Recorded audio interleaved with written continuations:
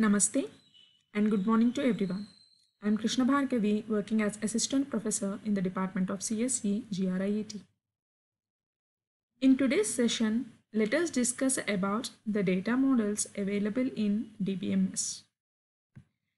The learning objectives of today's session are: we will be able to recognize the need for data models. Also, we will be able to classify various data models available in DBMS. So what is a data model basically? Data model is a pictorial representation of the data. So now, taking the banking example, if you wanted to store the employee information, so what data do you wanted to store?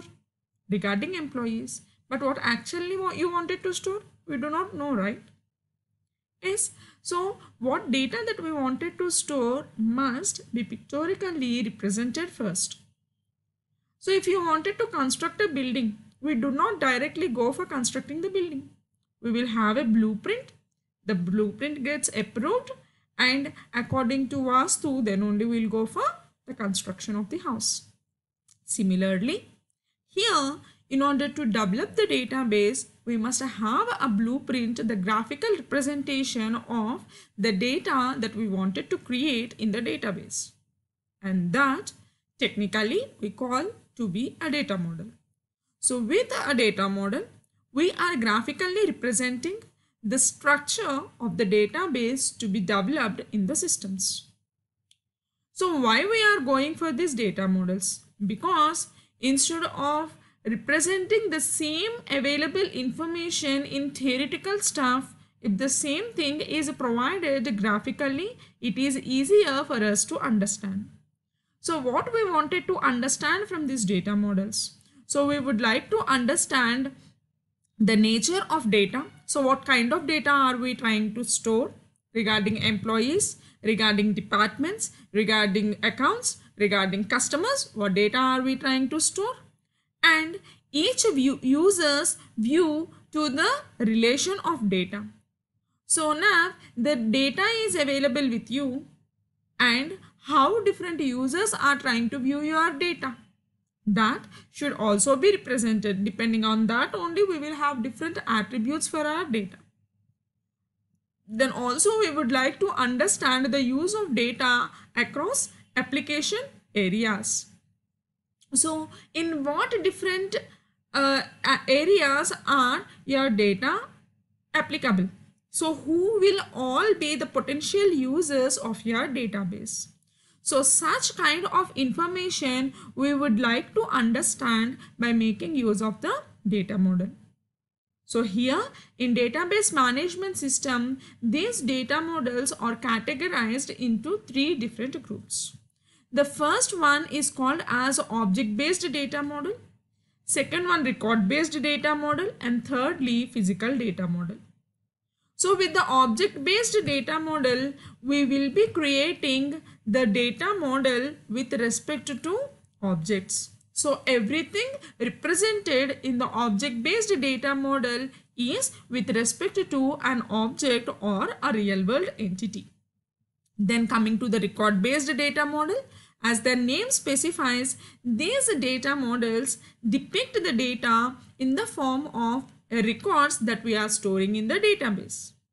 And coming to the physical data model, here we represent the data in the form of physical data structures. So then coming under the object-based data model, again these are categorized into four: ER model, object-oriented data model, semantic data model, and functional data model.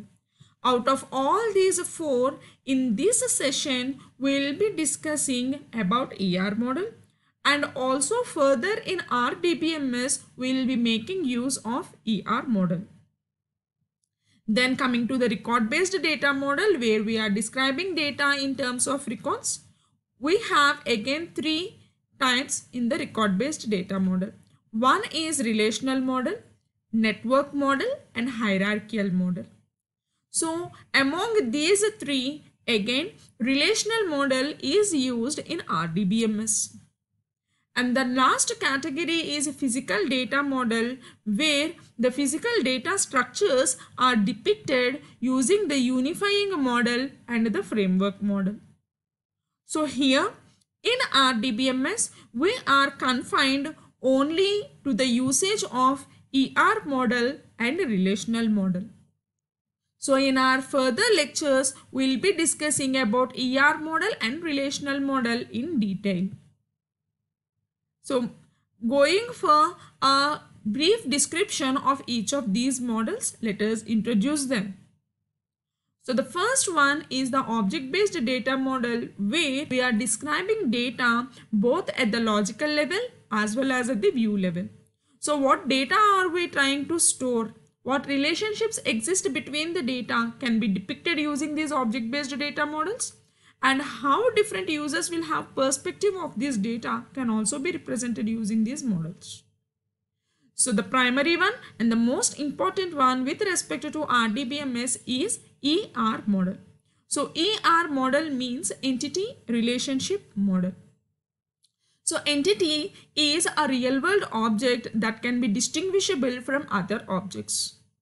So how do you distinguish a real world object from the other? So every object will have a set of properties to define that object. For suppose, if I say that I am a faculty, so what are all the properties that define a faculty? We will have a faculty ID, we will have a name, we will have the list of subjects that we will deal, we will have the designation, our educational qualification, our salary, our contact, our mail ID. Yes, so all these properties belong to each individual faculty member. And using these properties, you can distinguish one faculty from the other faculty. So here, these entities are represented using a rectangle. The properties of the entities are represented using ellipse, which is called as attribute, and relationship between entities are represented using rhombus, which we call to be the relationships. So here in ER model, all the representations that we will have must have a label with it. So as an example, here I am considering the student is an entity, college is another entity. Student studies in college. So studies in is the relationship between these two entities. Then coming to each individual entity, it will have the set of attributes. A student can have a student roll number, the name and the address where he or she is residing. Similarly, for college, it will have a college ID and a college name. So it is a sample ER diagram. In our further lectures, again we will discuss about ER models in detail. The remaining object-based data models are, the first one is object-oriented data model. So I hope you already know about the object-oriented programming concepts. This object-oriented data model is an extension of ER model. So here with object-oriented data model, we will be depicting the objects and the relationships and the attributes of the objects. But in addition to these, we will also represent the object-oriented concepts like encapsulation, inheritance, methods, and polymorphism. Then coming to the semantic data model. In the semantic data model, we will be providing the initial descriptions for the data in order to establish an enterprise. So as the initial descriptions, we may not be able to identify who are all the users of the database, but we will be able to identify whether there will be an end user or not. So in the semantic data model, we will be depicting only the resources that we require, like the database, a server, the end users will be there. Only those initial descriptions to start up the enterprise will be provided. On top of this semantic data model, if there are end users, who are all the different end users needed, all such things will be described using the ER models. Then coming to the next data model, which is called as functional data model. We all know, being programmers and professionals of CSE, what a function means. So in any programming language, we will have functions, and for reusability of the code, we will make use of these functions by calling them. So here, using this functional data model, we are trying to depict the functions and also call them wherever necessary. So these are the object-based data models where the objects are used to depict the data. Then coming to the second category of data models called as record-based data models. So here also again we describe the data both at logical level as well as at the view level. So then using the record-based data model, the first one is called as relational model. So here in the relational model, we will be describing the data in the form of tables. And as it is relational model, the tables will have relationship with one another. So here considering a department as one table which will have department number and name. It will have professors which will again have ID, name and courses that they teach. So here the relationship between the department and professors can be established by making use of the department number. Similarly, the courses will have the course number, the department number, the professor ID who is teaching that and the number of units available. So again the professors table and the courses table can be related by making use of the course number. Similarly, in each department, we will have multiple number of students and these students can register to different courses. So here ID and name and courses are considered. So here the course number is joining these two tables.